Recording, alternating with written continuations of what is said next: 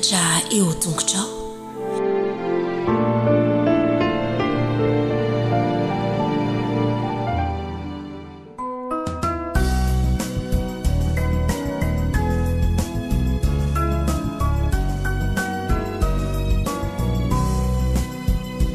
Emisaucanao Jesu malalo chachizao futona mamizao yanaranai antunguchao izahai izai pianachao kuambitenenare Jesu malalo izahai iainuchalanao kahirote nyavyamina itwechapechakawampunaya kuambitenenare Jesu malalo izahai iainuchalanao kahirote nyavyamina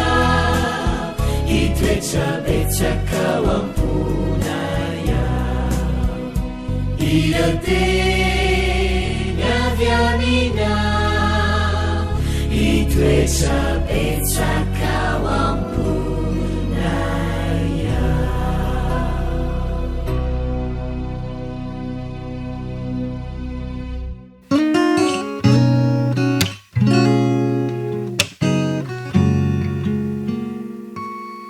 Manahoana daholo indray zazaboty hoe manahoana koa ny ankizy rehetra dia faly miara-banareo amin'izao sabata izao.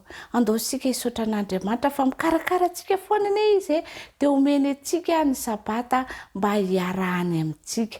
Dia andao ary akambanana tanana ahondrika ny loha akipy ny maso. Misaotra anao izay Andriamanitra fa nomenao anay indray ny sabata fitsaharana. Dia hiaraka aminay foana ane ianao dia isaoranay manokana anao zany. Da io ny ankizy rehetra mba ho tia miaraka aminao rehefa sabata toy izao dia hideranao amin'ny fo amin'ny anaran'i Jesosy. Amen. Ny lohatenin'ny tantarantsika indray dia hoe ny fanomezana ho an'i Jesosy tamin'ny andro nahaterahany. Mino aho fa efa nahazo fanomezana daholo sika zazaboty rehetra rehefa tonga ny aniversera-tsika dia Jesosy voateraka raika izy dia nahazo fanomezana. Dia ny tsy anjerintsika voasoratra ao amin'ny Maty 2:1-12 mivaky toy izao amin'ny anaran'i Jesosy. Ozy izy hoe midera ary noho ny efa nosokafany ny fitehirizan-drakiny dia nanolotra zavatra ho azy izy dia volamena sy zava-manitra ary miora. Andao amin'izay ary atao tsy akijery. Alefa ary efa nosokafany ny fitehirizan-drakiny dia nanolotra fanomezana ho azy izy dia volamena, zava-manitra ary miora. Bravo! Dia tsara be moa ny fanomezana nomenan'i Jesosy. Mino fa tsara be koa ny fanomezana nomeny dada sy neny anareo rehefa tonga ny tsingerin-taona anareo. Fa izao andao arahantsika ny tantara. Voninareo ndao ary.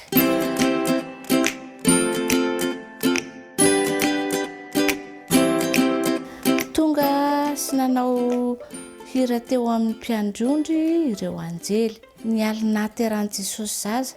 Ireo mpiandrondry ihany koa nahareny anjely kanefa tsy izy ireo ihany no nahita lavitra ny firenena izy ireo. Nisy andiana lehilahy nijery ny lanitra tamin'io alina io.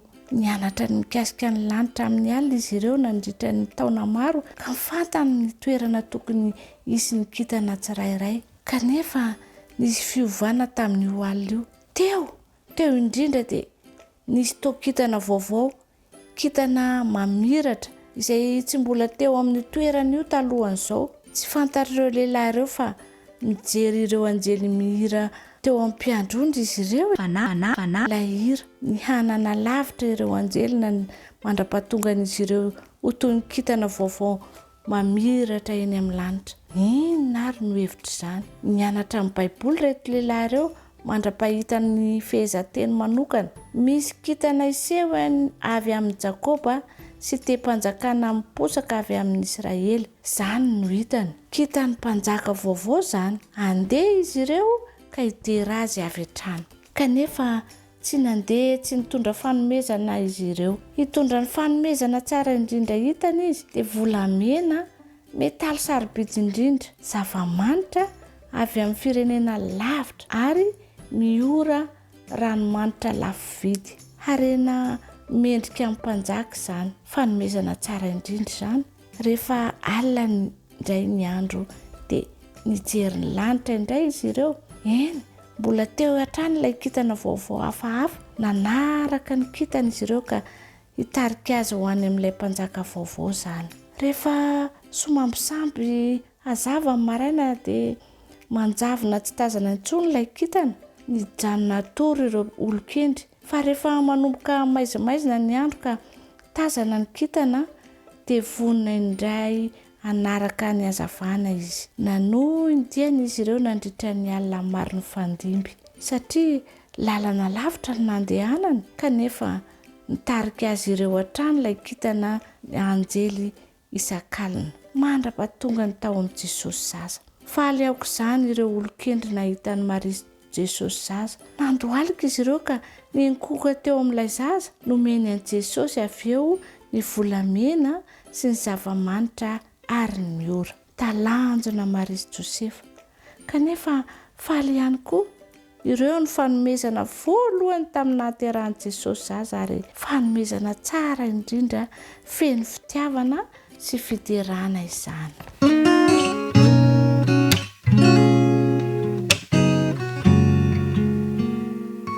Faly miarahaba indray atsika rehetra rakizy ny tenako. Misaotra an'Andriamanitra atsika fa tratra n'izao sabata farany taona izao.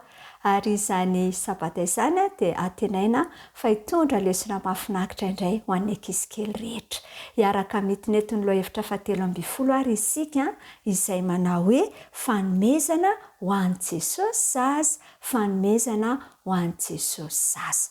Midera sy mankalaza ary mankasitraka an'Andriamanitra tokoa isika eo amin'ny fiainantsika rakizy raha manolotra fanomezana ho an'i Jesosy.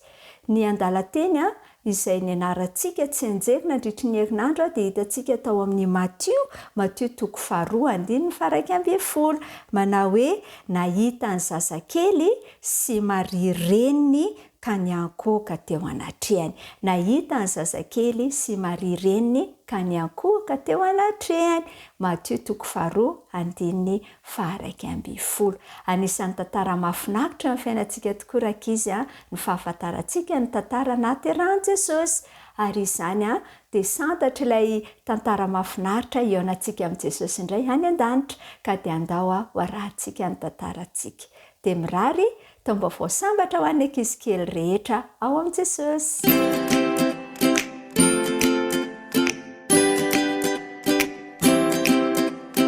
Mahazo fanomezana ve ianao? Saiky ny olona rehetra tokoa rakizy no tia mahazo fanomezana. Taona maro lasa izay dia nisy lehilahy vitsivitsy nanolotra fanomezana manokana ho an'i Jesosy. Neto toy izao misava-niseho tamin'izay. Hitako ilay izy ho ilay lehilahy anankiray falifaly ery nijery ny lanitra. Alina ny andro tamin'izay. Ahoana ny fahitanareo an'io? Hoy izy tamin'ny namany. Io mihitsy angamba ilay famantarana notadiavintsika hoy angeny anankiray tamin'izy ireo dia niara-ny resaka momba ilay kitana vaovao efa nodinian'izy ireo hatramin'izay. Ireto lehilahy ireto, izy ireo no atao hoe magy. Izany hoe lehilahy fantatra eo amin'ny fireneny fa olona mahatoky sy endry. Na dia tsy jiosy azy izy ireo dia nandinika ny soratra masina Hebreo ka nandinika mikasika ny kitana hafakely anankiray. Rehefa nipotra mantsy izany kitana izany dia tonga ny fotoana haterahan'ny Mesia. Koa rehefa niseho teo amin'ny lanitra tamin'ny andro alina ary ilay kitana vaovao mamirapiratra dia niravoravo izy ireo. Azo ny antoka fa io mihitsy ilay famantarana ny Mesia mpamonjy. Rehefa avy nifampiresaka elaela teo izy dia tapa-kevitra ny sasany fa handeha hanaraka ilay kitana. Nanao dia lavitra nandritry ny andro maro izy ireo sady nitazana matetika ilay kitana rehefa alina ny andro. sady nandinika ny soratra masina ihany koa teny am-pandehanana. Ny taridalana azy ireo koa nge ny fanahy masin'Andriamanitra no ny afaka herinandro maromaro dia nijanona teo ambonin'ny Jerosalema nge le kitane nanapo hifanena amin'ny olona miresaka momba ny fahateran'ilay mpanjaka vaovao izy ireo. Aizy ilay teraka ho mpanjaka Antiosy hoy izy ireo. Nahita ny kitana teny Antsinanana izay ka tonga mba hiakoka eo anatrehany. Mahagaga nefa fa toa tsy nisy nahalala ny momba izany akory ny olona. No ny ela dia hen'ny Herôda mpanjaka fa misy vahiny tonga sady mametra-panontaniana amin'ny olona. Te hahalala misimisy kokoa momba n'izany izy ka nampanatsoany ny magy. Afaka mitondra anay ho any amin'ilay mpanjaka Antiosy vao teraka ve ianao tompoko? Hoy anankiray tamin'izy ireo. Tonga mba hiakoka eo anatrehany mantsy izahay. Fantatry Herôda tamin'izay fa tsy dia tiany vahoaka loatra izy ka nanjarina tonga fahatezerana sy fialonana tao aminy ny hoe misy mpanjaka vaovao. Modiliana ny halala ery izy amin'izay dia ho fantany misimisy kokoa ny zava-misy. Talohany namaliany ny fanontaniany reto lehilahy avy any Antsinanana dia nanontaniany aloha ny mpisorona sy ny mpanorandalàna Antiosy. Nolazain'izy ireo ary fa ao Betlehema no ahaterahan'ny Mesia. Dia hoy Herôda tamin'ireo olon-kendry, mandehana ny Betlehema ka tadiavo any ny zaza. Rehefa hitanareo izy dia tongava aty milaza amiko mba anaterako zavatra ho azy sy ankovako eo anatrehany koa. Tsela dia tonga tao Betlehema ireo olon-kendry. Hitany tao amin'ny toerana nisy ilay fianakaviana kely. Tsy mba nisy mpiambina mpanjaka akory anefa nijoro teo akaikiny teo. Tsy nisy na inona mihitsy ny laza fa manokana ilay zaza. Nanontany tena izy ireo hoe ity tokoa ve ilay Mesia no tadiavintsika e? Tamin'ny voalohany dia toa diso hevitra izy ireo. Kanefa raha vao hitany ilay zaza dia fantany amin'izay fa izy mihitsy no izy. Io Jesosy io mihitsy no mpamonjy. Niondrika izy ireo ka niakoka teo aminy. Nanolotra fanomezana lafo vidy tamin'ny Marisy Josefy izy. Avy eo dia tsy inona izany fa volamena sy zava-manitra ary miora.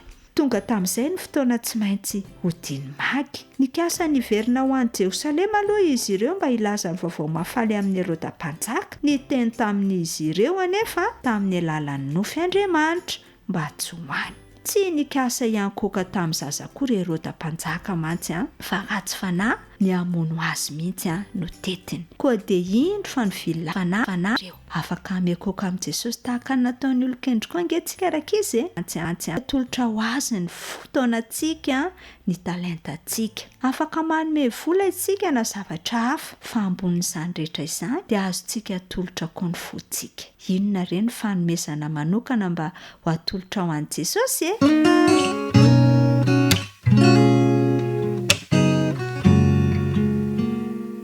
Miaraba ny tanora 13 taona sy 14 taona rehetra indray.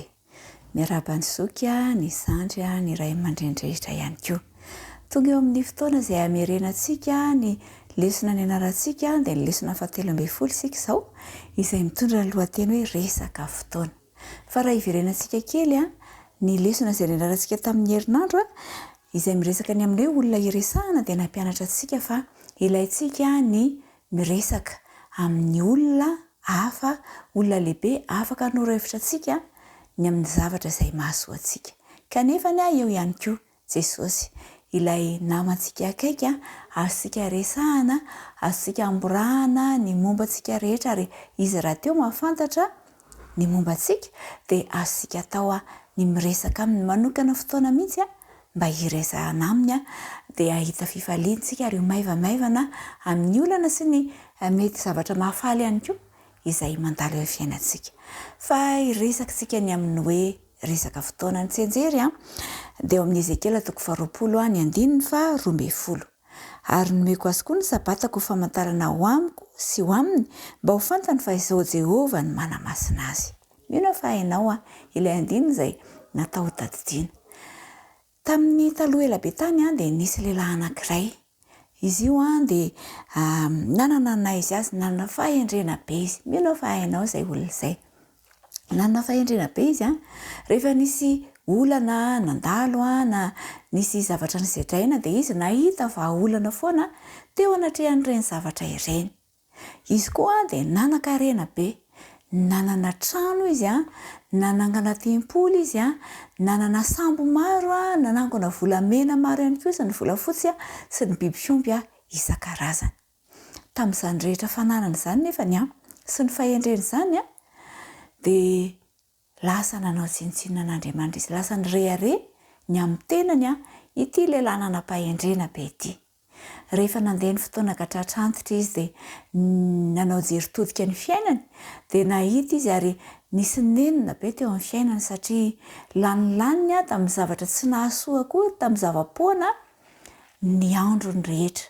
Tsy mba nanokana fotoana firy a mba hifandraisana amin'ilay Andriamanitra izy ary tsy nanome voninahitra an'Andriamanitra tamin'ireo zavatra rehetra sy fahendrena izay nomen'Andriamanitra azy.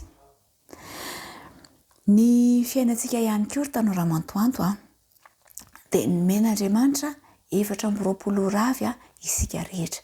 Nitovy avokoa ny olombelona rehetra. Tsisy ny angarana hoe ny sasany natao 430 ary ny sasany 20 fa 420 raha mitovy avokoa ny andro a iainany tsirairay. Ao anatin'ilay 420 raha omenanao ary dia aoka ianao hijery hoe toy ny ahoana ny fandanianao a ny fotoana izay omen'Andriamanitra anao. Adiny firy a no laninao ianarana, fotoana toy ny ahoana ny atorianao, fotoana toy ny ahoana no ilalaovanao na iresahanao amin'ny namanao a amin'ireny tambajotra serasera ireny. Ny tsirairay ianao ka handinika fa izao mandritra ty herinandro ty dia andao tsika hanao fampiarana mihitsy ka isan'andro a dia hanao emploi du temps isika, amboatra emploi du temps mihitsy a dia ny amin'izao voalohany izao aloha dia izay laninao a no ataonao anatin'ilay fandaharam-potoana. Ohatra hoe ny fo ianao tamin'ny enina dia soratanao hoe amin'ny enin'ora ny fo, avy eo a nandeha ny sasa, avy eo a ny sakafo dia tohizanao hatrany hatrany a mandra-pahatorinao indray. Dia rehefa izay a dia hojerenao amin'izay hoe inona tokoa ary ny tena nandany ny oranao a tao anatin'ny andro anankiray. Fa ilay lehilahy nanam-pahendrena izay noresantsika teo aloha teo a dia nananatra izy, nananatra ireo olona manodidina azy satria tamin'ilay fahendrena sy ny harena izay nomen'Andriamanitra azy a dia tsy mba nandeha araka ny tokony ho izy ka nitondra ohatra tsara ho an'ireo zanany a na ho an'ny fireneny manontolo ka izany indrindra nahatonga azy hananatra. Nanoratra boky izy a mba ho fananarana ny rehetra, mba hampitandrina ny rehetra ny amin'ny tokony hitantanana ny fotoana araka ny tokony ho izy. Fa ao anatin'izany fitantanana ny fotoana izany a dia nanome ny sabata ihany koa Andriamanitra. Ny sabata dia nomen'Andriamanitra ho antsika mba hahafahantsika mandamina, hahafahantsika miala sasatra, hahafahantsika mandray hery vaovao indray a hiatrehantsika ny herinandro vaovao izay omen'Andriamanitra antsika. Ao amin'iny sabata izy izany isika dia hatsarotsika daholo ireo tebitebitsaina, ny fianarana, ny zavatra mety nanahirana antsika fa tena milamintsika rehefa sabata mitsahatra. Ary io sabata io arak'ilay tsenjery izay novakitsika teo a dia famantarana amin'Andriamanitra sy ho amintsika izany sabata izany. Natao hatserovantsika indray ny famoronana izay nataon'Andriamanitra izany a sabata izany. Ny sabata no manampy antsika hametraka loha laharana ny zavatra iray a eo amin'ny fiainantsika. Ka izao ary tanora mantoanto, andeha isika manomboka izao ary hitandrina tsara ny fotoana izay nomen'Andriamanitra antsika ao anatin'ilay 420 ora dia jereo hoe toy ny ahoana ny fotoana laninao, atokanao hifandraisana amin'Andriamanitra. Fa ny iray ao anatin'ny herinandro dia efa Andriamanitra mihitsy no teny hoe ity andro iray ity dia atokana mba hifandraisana amiko. Fa ao anatin'ilay eninandro hafa dia mila manokana pahampotoana ihany koa ianao hifandraisanao amin'Andriamanitra ary ny soratra masina ary moa dia miteny hoe mivavaka aza mitsahatra fotoana izay hifandraisanao amin'Andriamanitra mandrakariva izany ny fotoana rehetra. Fa izany ary misy koa apahany izay atokanao hianarana ny tenin'Andriamanitra ohatra na hanaovanao fiderahana momba an'Andriamanitra. Dia toy izay no zavatra ianarantsika tamin'iny lesona 17 iny dia mirary ny tanora mantoanto rehetra mba haikajy ny fotoana izay nomen'Andriamanitra azy dia mirary farantaona mahafinaritra ihany koa dia samy mitratra ny taona vaovao avy indray isika rehetra. Veloma daholo.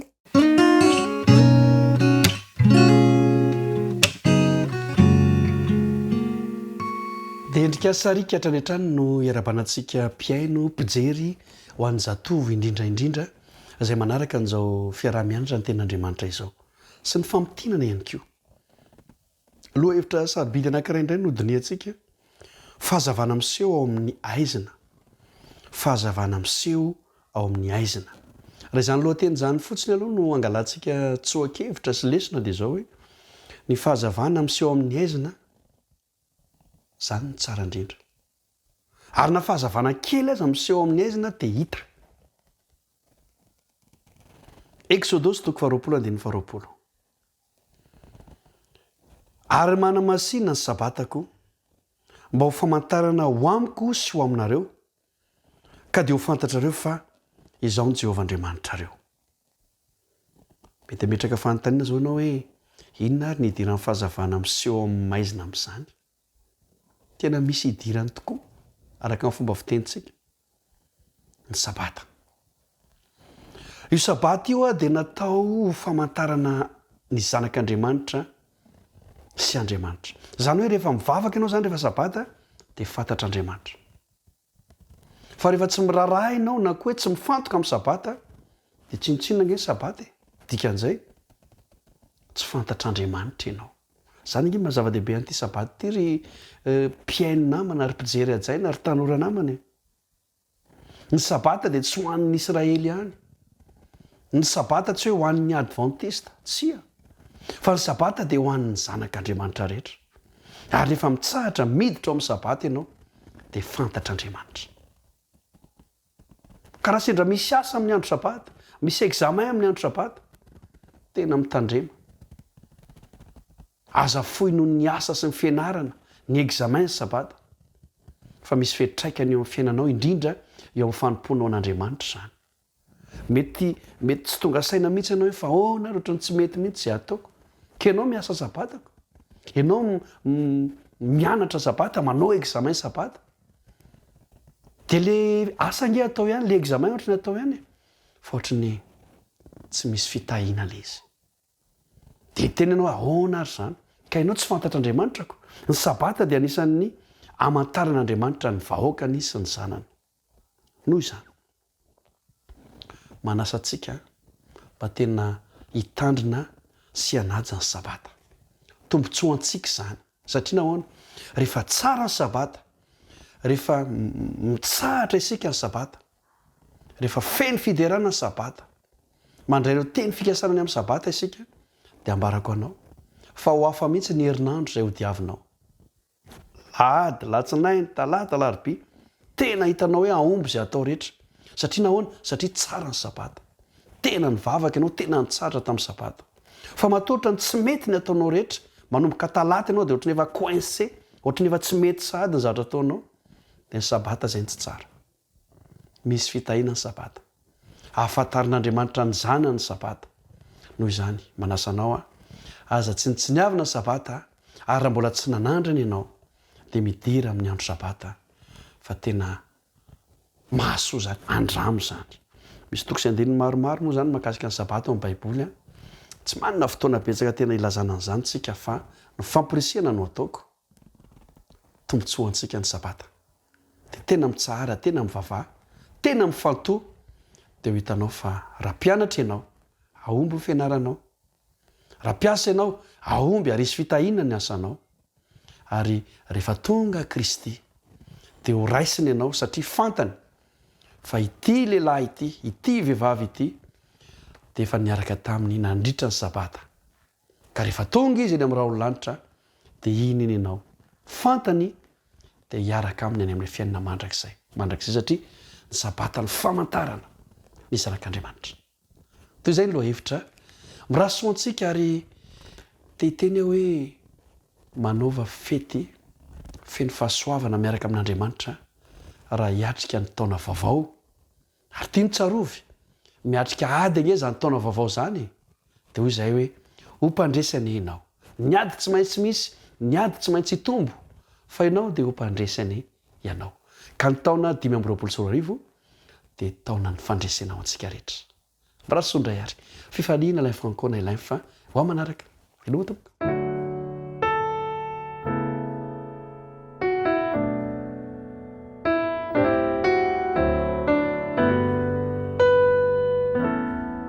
rahalahy sy anabavy malala ry mpiara-mianatra namana isany tonga amin'ny fotoana amitiana antsika ny lesona fa 3 isika mamarana n'ilay loha hevitra lava be eo amin'ny filazantsarany jaona ny lohatentsika dia hoe famaranana malala an' Jesosy sy ny teniny ny andinina tao tadina moa dia eo amin'ny filazantsarany jaona toko 10:7 manao hoe dinio nareo ny soratra masina satria ataonareo fa ao aminy no anananareo fiainana mandrakizay ary ireny no manambara ahy.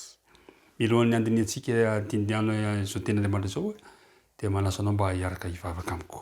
Andriamanitra rainay any an-danitra velom-pisaorana anao mandrakariva izahay satria omenao anay indray izao fotoana iarahanay mandinika ny teninao izao.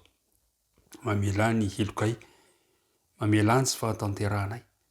Araka mba vita fihavanana aminao zahay ka ny fanainao masina no ampitoerinao temponay izonay mandray ny teninao dia mitahy izao mpiaino izao mitahy ny mpiara-mianatra rehetra ny vavaka dia tonoina sy angatahany amin'ara Jesosy reriany.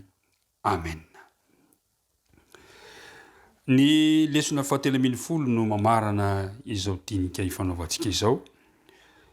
Tamin'ny fihaonana tany Galilea moa no mamarana izany filazantsara izany ary miresaka amin'io fihaonana tao Galilea io ny lesika tamin'ity androany ity kanefa mampifandray ihany koa ny momba ny fahalalantsika an' Jesosy sy ny tenin'Andriamanitra izany.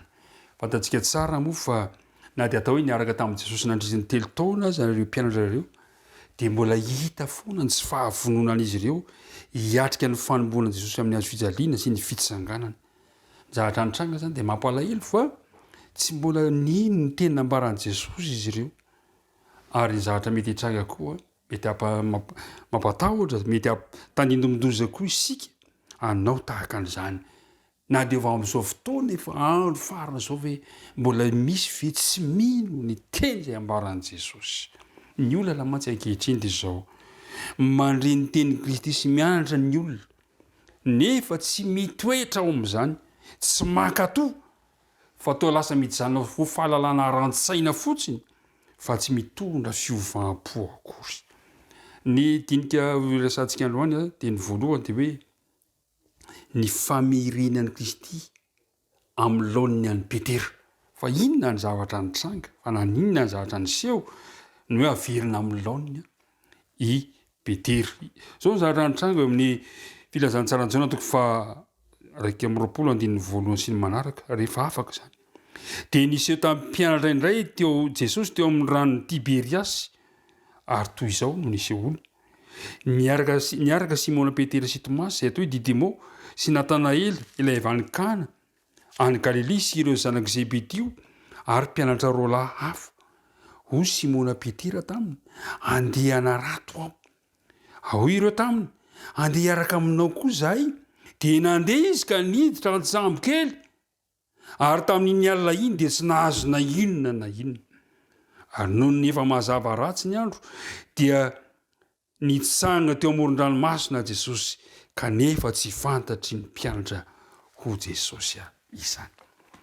Ry mpiara-mianatra namana isany fa inona nanosika an'i Petera hiverina amin'ny asany teo aloha kanefa efa natsoina mpanarato-olona izy.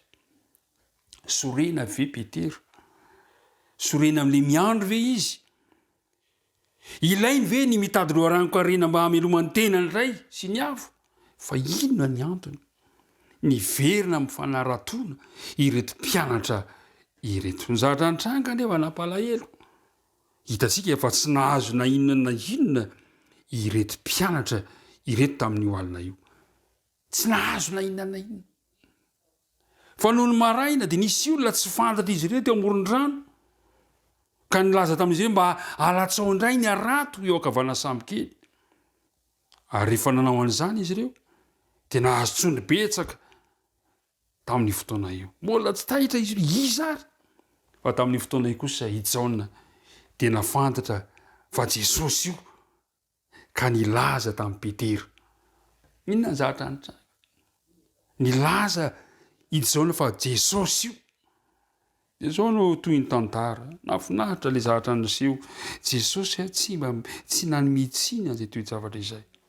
so no voalaza eo amin'ny andininy fa 5 ary rehefa nisakafo izy de ho Jesosy tamin'ny Simona Petera, Simona zanaky Jaona, moa ny fitiavanao mihoatra aloha ireto?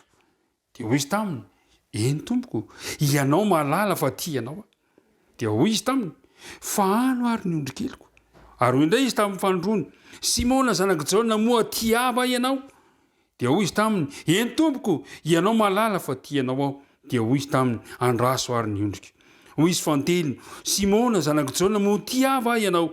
De nalahelo Simona satria izy nanao intelo taminy, moa tiava ianao? Ka hoy izy taminy, tompoko, ianao no mahalala ny zavatra rehetra, fantatrao fa tia anao aho. Nisy fanontaniana zay ny intelo napetraka tamin'ny Petera teto. Io de mahakasika ny fitiavany ny tompony avokoa. Inona zavatra niseho, fitiavana manahoana no tiavany Jesosy any Petera, ary fitiavana manahoana no navalin'ny Petera izany toe-javatra izany. Teto amin'ity toe-javatra ity de laza Simona hoe ianao tompo ao no malala. Tsy nanao tampoky le fomba fanao teo aloha tsony manao hoe nandao anao aza ny rehetra, za tsy afoy anao. Fa tamin'ity fotoana ity dia tsy ny tena ntsony no nasongadiny Petera, fa Jesosy, tompoko, ianao no mahalala, fa fantatrao fa tianao aho. Ty fanontaniana ity dia nitondra ny Petera nakany amin'ny fanitry tena tanteraka, tena nanitry tena i Petera. Naverina Jesosy amin'ny laony ny toe-tsaina zay tokony hananany Petera tamin'ity toe-javatra ity.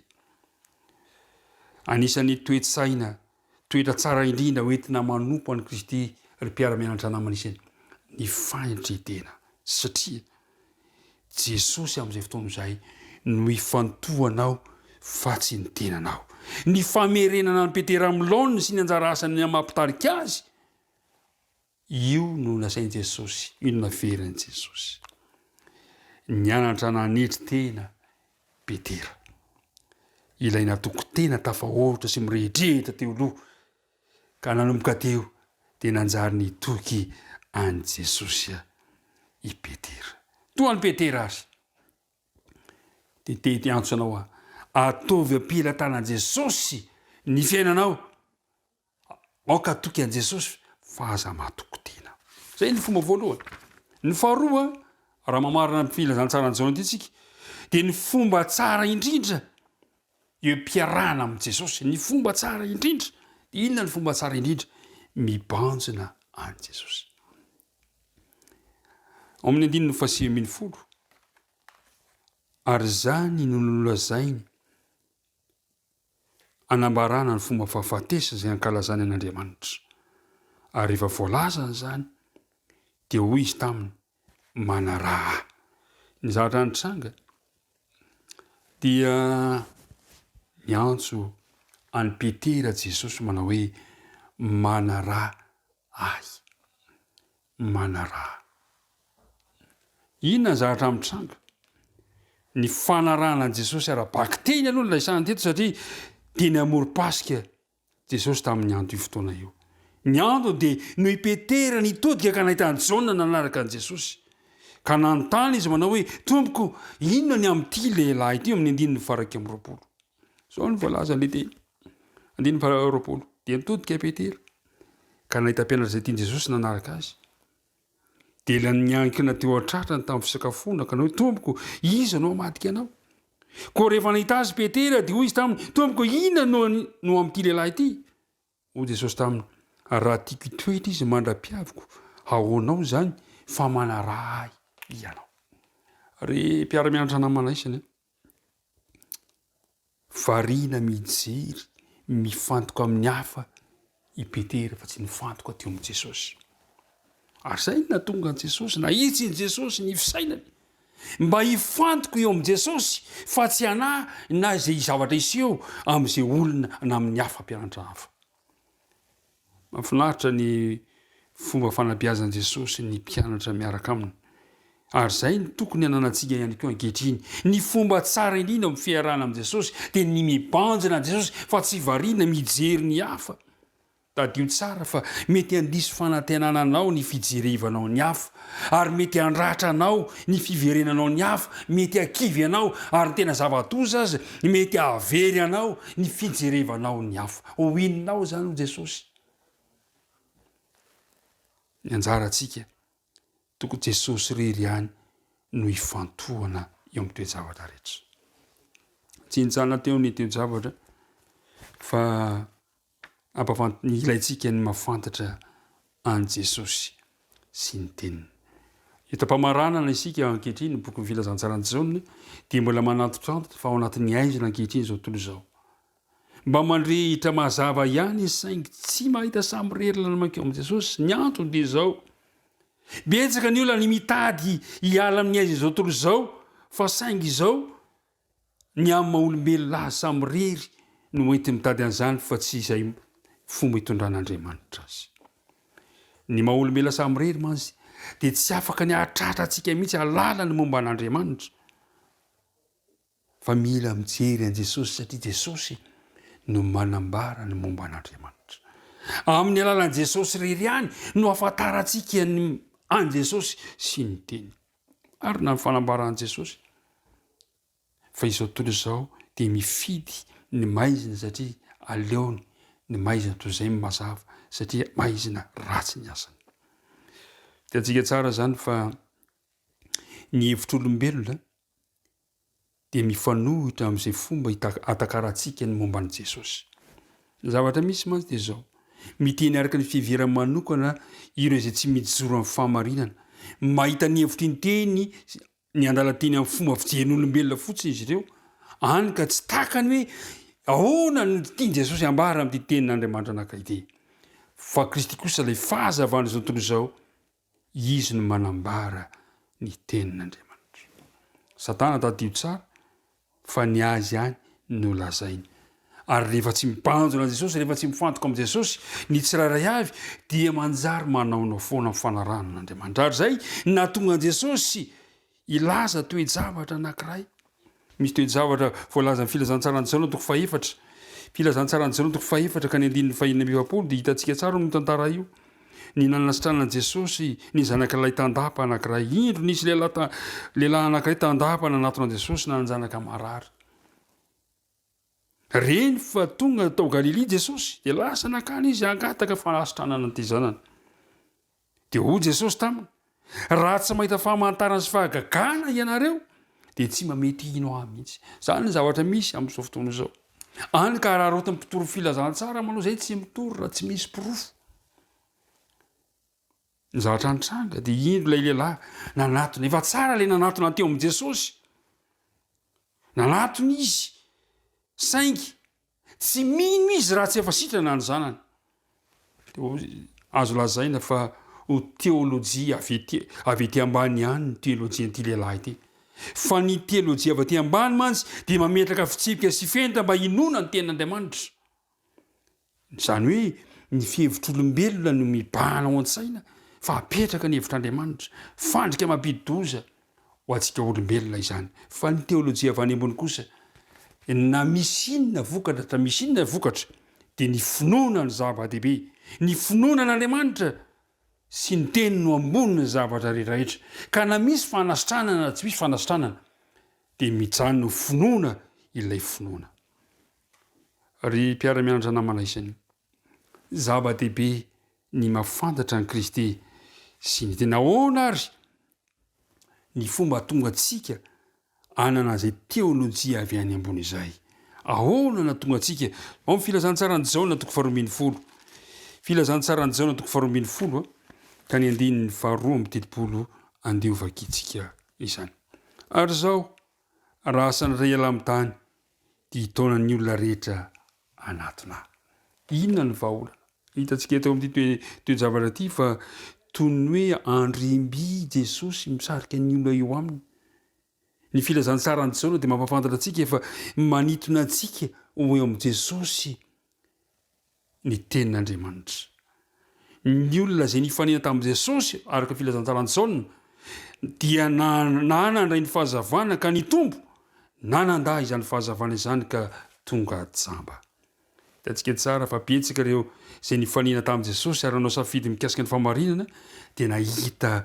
fifaliana ary nahita famonjena tahaka an'izany nikodemosy tahaka izany lay vehivavy teo am-patsakana tahaka izany lay tandava tahaka izany lay lehilahy zay teo amin'ny fareny betesta tahaka izany lay olona maro nofanan' jesosy tamin'ny mofo sy azandrano reo rehetrarehetrareo nifanenan' jesosy dia nanao safidy tsara tsapanao ve fa nifanena tamin'i jesosy ianao amin'ny lalan'izao lesona izao inona ny safidy azonao raisina ary mpiara-mianatra namanisa da averiky ny mandeha fa ny teolojia avy ety ambany dia miatomboka amin'ny ady hevitr'olombelona mba hamaritana sy andinina ny fisian'Andriamanitra sy ny toetrany fa ny teolojia avy any ambony kosa dia mifanohitra ny amin'izany ny Andriamanitra ny fononan'Andriamanitra no taritalana voalohany inona ihany koa na tonga antsika na zany toe-tsaina ana zany teolojia avy any ambony zany dia zay araka voalaza amin'ny filazantsarantsana toko 10 andininy voalohany ka hatramin'ny andininy faraky 10 dia ny hoe miray amin'i Jesosy mitoetra ao amin'i Jesosy tsy maintsy mampilevitra ny fomba fijerintsika manokana arak'izay voalaza ny soratra masina ary mpiara-mianatra namanisany fotoana lava zay nandinantsika ny filazantsarantsana raha fitinina vetivety dia izao Jesosy dia tea merina amin'ny laoniny momba antsika io mifanarahantsika azy tahaka ny namerenany Jesosy amin'ny laoniny amin'ny Petera fa zay ny voalohany ny filazantsarantsona dia mitarika antsika ny fomba tsara zay tokony ataontsika mifanarahantsika n'Andriamanitra dia ny fibanjina antsika an' Jesosy fa tsy variana mijery ny hafa isika ny fahatelo ny filazantsarantsona dia nampafantatra antsika ny an' Jesosy ilay fahazavana ilay lalana sy fahamarinana ary fiainana ary mampafantatra antsika ny teniny nampafantara filazantsarantsona antsika zay andro fotoana lavabe zay ny fahasamihafan'ny teolojian'ny olombelona sy ny teolojian'Andriamanitra ary ny farany ny filazantsarantsona dia mitarika anao mitarika antsika tsiraray avy hitoetra amin'i Jesosy ary iray amin'i Jesosy amin'ny fotoana rehetrarehetra sao ny voalazany amin'ny filazantsarantsona toko 10 ka ny andininy 5 izao ny voaloboka ianareo no sambany izay miray amiko ary izao aminy dia mamoa be izy fa raha misaraka amiko kosa ianareo dia tsy mahay manao na inona na inona andininy 7 amaranantsika azy raha miray amiko ianareo ka mitoetra ao anatinareo miteniko dia angatao zay tianareo na inona fa ho tonga aminareo izany ny tompo anie hita ianao hitantsika rehetrarehetra zay niara-nianatra amin'ny filazantsarantsona ka anaiky isika fa Jesosy lay Andriamanitra tonga nofo i Jesosy lay mpamontsika ary Jesosy lay nitsangana ka mbola ho avy indray le fanantenana ho antsika tsiray avy tombo anie hombanao ary raha sitrapon'Andriamanitra dia mionandray antsika mitinidinika manaraka ko andeha ho faranantsika izao fotoana izao amin'ny alalan'ny fanohanantsika indray amin'ny fanatitra dia natanteraka an'izany isika ankehitriny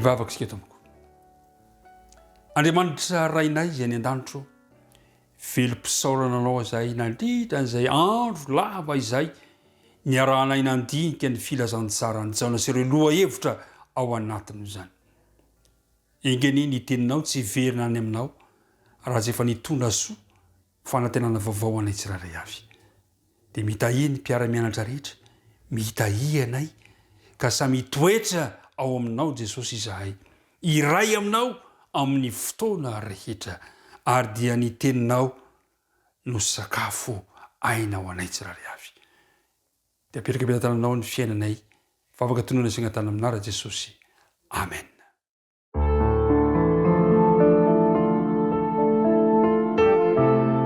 Mianatra eo tongotrao